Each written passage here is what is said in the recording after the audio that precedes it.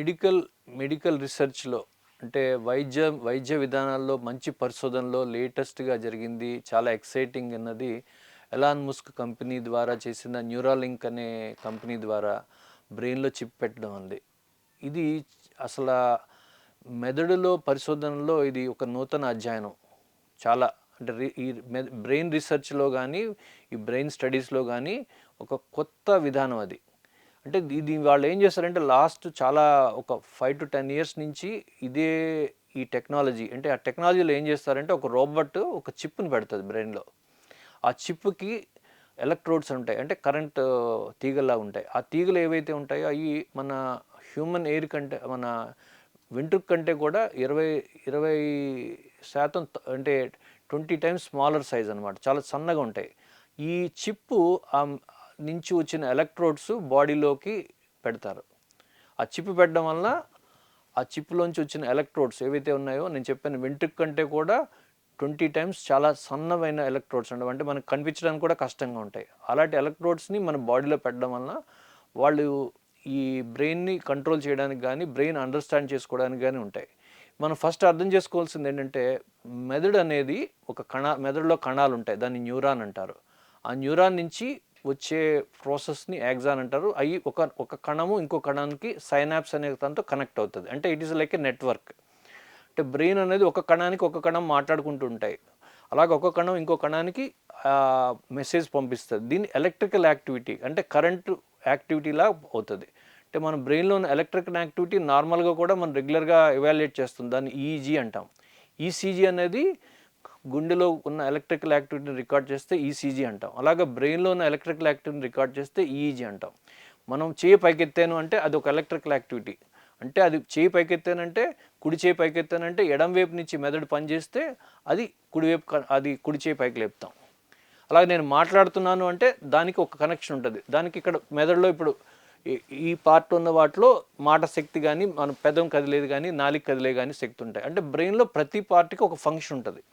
So వాళ్ళు ఈ ఈ ఈ పరిశోధన ద్వారా వాళ్ళు చేసింది ఏంటంటే బ్రెయిన్లో ఉన్న ఎలక్ట్రికల్ యాక్టివిటీని వాళ్ళు రికార్డ్ చేస్తున్నారు, అంటే ఎలా జరుగుతుందనేది. దాంతోపాటు కంప్యూటర్ సహాయంతో మీకు ఏదైతే ఈ బాడీలో ఉన్న యాక్టివిటీ ఉన్నదో దాన్ని కంట్రోల్ చేసి ప్రోగ్రామ్ చేయాలని చూస్తున్నారు. అంటే ఈ టైప్ విధానాలు ముందు కూడా జరిగినాయి. వీళ్ళు ఏంటంటే చాలా వరకు కంట్రోల్ చేసి యానిమల్ స్టడీస్ అంటే పిగ్స్లో కానీ లేకపోతే కోతుల్లో కానీ వాళ్ళు చేసి సక్సెస్ఫుల్ అయినాయి అని అంటున్నారు. అంటే వాళ్ళు ఏం చెప్తున్నారంటే మనకు ఒక పంది నించున్నదంటే దాని పొజిషన్ని కంట్రోల్ చేయగలిగారు, లేకపోతే ఒక కోతి చేత వీడియో గేమ్ వాళ్ళు ఆడించగలిగారు. అంటే దీంట్లో ఏంటంటే నార్మల్గా మనం ఏంటంటే ఎలక్ట్రికల్ స్టిమ్యులేషన్, బ్రెయిన్ని ఎలక్ట్రికల్ స్టిమ్యులేషన్ ద్వారా కంట్రోల్ చేస్తుంటాం. దానికి చాలా విధానాలు ఉంటాయి. డీప్ బ్రెయిన్ స్టిమ్యులేషన్ అంటాం. దానివల్ల ఏంటంటే చాలాసార్లు ఒకరికి ట్రెమర్ వచ్చినా లేకపోతే పార్కిన్సన్స్ ఉన్న వాళ్ళకి ఎక్కువ కదలిక కానీ ఉన్న వాళ్ళకి మనం ఎలక్ట్రికల్ యాక్టివిటీ బ్రెయిన్ స్టిమ్యులేట్ చేసి ఆ వణుకుని తగ్గిస్తాం. అలాగే అలాగే ఫిట్స్ వచ్చిన వాళ్ళకి కూడా మనం ఆ ఎలక్ట్రికల్ యాక్టివిటీ పెంచి దానికి ఆ ఫిట్స్ రాకుండా చేస్తాం. అలా ఈ ఎలక్ట్రికల్ యాక్టివిటీ బ్రెయిన్ స్టిమ్యులేషన్ అనేది చాలా రోజుల నుంచి ఒక 30-40 సంవత్సరాల నుంచి రకరకాల బ్రెయిన్ సమస్యలకి బ్రెయిన్ ఆపరేషన్ కింద వాడుతుంటాం. వీళ్ళు కొత్తగా చేయాలనుకున్నది ఏంటంటే కంప్యూటర్ ద్వారా ఆ చిప్తో కంట్రోల్ చేసి మనం చేసే విధానాన్ని కంట్రోల్ చేయొచ్చు. అంటే మనం ఆలోచించే విధానాన్ని కంట్రోల్ చేయొచ్చు. అంటే మనము ఫర్ ఎగ్జాంపుల్ మనము ఒక పని చేసేయాలన్నది, ఒక పని ఏదైతే చేయాలన్నది బయట నుంచి వచ్చే కంప్యూటర్ స్టిమ్యులస్తో మనల్ని మార్చచ్చు, మన ఆలోచన విధానాన్ని మార్చచ్చు. సో అలాగే మనకి కాళ్ళల్లో చేతిలో బలం లేదు. సో ఈ సిగ్నల్ పెంచడం వల్ల మన కాళ్ళల్లో చేతిలో బలం వచ్చేలా చేయొచ్చు. సో అది ఎలక్ట్రికల్ యాక్టివిటీని రిస్టోర్ చేయొచ్చు. ఇది ఒక పరిశోధన.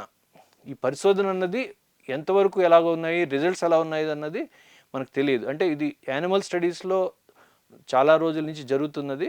వాళ్ళు యానిమల్ స్టడీస్లో వాళ్ళు కంట్రోల్ చేయగలిగారు మన కాలు పొజిషన్ని కానీ లేకపోతే మనిషి చేసే విధానాన్ని కానీ. ఇప్పుడు మనం నేను నాకు తెలియకుండా నన్ను కంట్రోల్ చేయొచ్చు. అంటే ఒక కోతికి మనం ఒక వీడియో గేమ్ ఆడడం నేర్పించామంటే దాని అర్థం ఏంటంటే మన బ్రెయిన్ని అది కంట్రోల్ చేస్తుంది. అంటే ఆర్టిఫిషియల్ ఇంటెలిజెన్స్ ద్వారా మనం అనుకోకుండా మన కంట్రోల్ మన దగ్గర ఉండదు, ఆ చిప్ కంట్రోల్లో వెళ్ళిపోతాం. సో ఇట్ ఈస్ లైక్ ఒకసారి మన ఫోన్ కానీ ఒక హ్యాకర్ దగ్గరికి వెళ్తే మన కంట్రోల్ లేకుండా వాడు కంట్రోల్కి వెళ్ళిపోతుంది.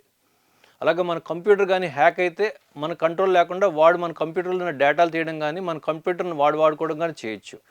అంటే ఒక విధంగా చెప్పాలంటే దీనికి ఆ సైన్స్లో ఎక్సైటింగ్గా ఉంది, నడలేని వాళ్ళు నడవచ్చు, తెలివితేటలు లేని వాళ్ళకి తెలివితేటలు తీసుకురావచ్చు. అలా అది కాకుండా ఉంటుంది. అంటే మెయిన్ డిసడ్వాంటేజ్ ఏంటంటే like any other artificial intelligence మనల్ని కంట్రోల్ చేస్తుంది. It's like a robot controlling us. అంటే computer is kind of a robot. So మనల్ని కంట్రోల్ చేయొచ్చు. అది లాస్ట్లో అది నిజంగా కానీ జరిగితే ఎవరైనా సరే మన బ్రెయిన్లో చిప్ ఉన్న వాళ్ళని వాళ్ళు హ్యాక్ చేయొచ్చు, మనం హ్యాక్ చేయొచ్చు, మన థాట్ ప్రాసెస్ని హ్యాక్ చేయొచ్చు, మనం వాళ్ళు కంట్రోల్ చేయొచ్చు, మనం ఏం చేస్తాం అన్నది వాళ్ళు కంట్రోల్ చేయొచ్చు. ఇప్పటి వరకు ఈ ఎలక్ట్రికల్ యాక్టివిటీ అన్నది, డీప్ బ్రెయిన్ స్టిమ్యులేషన్ అనేది ఒక వైద్యానికి వాడేవారు. వైద్యానికి ఎలాంటి వాడేవారు? మనకు ప్రాబ్లం ఉన్నప్పుడు స్టిమ్యులేట్ చేసి ఒక వణుకుని తగ్గించడం కానీ, ఒక ఫిట్స్ తగ్గించడం కానీ, ఒక యాక్టివిటీని పెంచడం. ఇప్పుడు దీంట్లో వాళ్ళు మన థాట్ ప్రాసెస్ని కూడా కంట్రోల్ చేయడానికి కూడా వాడదామని చూస్తున్నారు. సో దాని థాట్ ప్రాసెస్ అంటే మంచి విధానాలు, మంచిగా ఆలోచించడం, డిప్రెషన్ ఉన్న వాళ్ళకి డిప్రెషన్ లేకుండా చేయడం. అలాగా మనం తప్పు ఆలోచిస్తున్నారు అనుకోండి, సైకాట్రిక్ ప్రాబ్లం, మన ఆ థాట్ ప్రాసెస్ని కూడా కంట్రోల్ చేయడానికి. దీంట్లో ఏంటంటే ఫస్ట్ థింగ్ మన దగ్గర ఉన్న ఎలక్ట్రిక్ యాక్టివిటీని ఫస్ట్ రికార్డ్ చేసి, మన యాక్టివిటీ ఎలా ఉందో రికార్డ్ చేసి, దాన్ని బట్టి అనుసంధానమైన ఎలాంటి కంట్రోల్ చేయాలన్నది ఆ స్టిమ్యులస్ అనేది కంప్యూటర్ పరిజ్ఞానంతో అది పంపిస్తుంది. దానివల్ల మనలో ఉన్న బాడీలో ఉన్న చేంజెస్ బాగా రావడానికి అవకాశం ఉంటుంది. ఎందుకంటే బ్రెయిన్ అనేది కంట్రోల్స్ ఎవ్రీథింగ్. మన గాలి తీసుకోవాలన్నా బ్రెయిన్ నుంచే సిగ్నల్ రావాలి, మన హార్ట్ కొట్టుకోవాలన్నా బ్రెయిన్ నుంచే సిగ్నల్ రావాలి. సో ఈ పరిజ్ఞానాన్ని మనం అర్థం చేసుకుని మొత్తం ఈ న్యూరాలింక్ అనే వాళ్ళు చేశారు. ఇప్పుడైతే దాని రిజల్ట్స్ ఎలాగున్నాయన్నది మనకు ఎవరికీ తెలియదు, అంత గోప్యంగా ఉంది, అంత సీక్రెట్గా ఉంది. సో ఆ రీసెర్చ్ అనేది ఇమీడియట్గా అన్నది ఎవరు కూడా, బ్రెయిన్ రీసెర్చ్ అన్నది చాలా కష్టమైంది, స్లోగా ఉంటుంది. అది టైమే చెప్పగలుగుతుంది మనం కరెక్ట్గా ఆ పరిశోధన కరెక్ట్ డైరెక్షన్లో వెళ్తుందా లేదా అన్నది. Like any other research, any other when ever there is interface with artificial intelligence, risk అన్నది ఎప్పుడైనా ఉంటుంది. మనం చాలా సినిమాలు కూడా చూసుంటాం, మన థాట్ ప్రాసెస్ని ఆ కంప్యూటర్ హ్యాక్ చేసినట్టు. వాళ్ళందరూ కూడా జాంబీస్ లాగా, సైకోస్ లాగా బిహేవ్ చేయడం కానీ, అలాగే క్రిమినల్ యాక్టివిటీ డెవలప్ చేయడం కానీ అలా కూడా ఉంటాయి.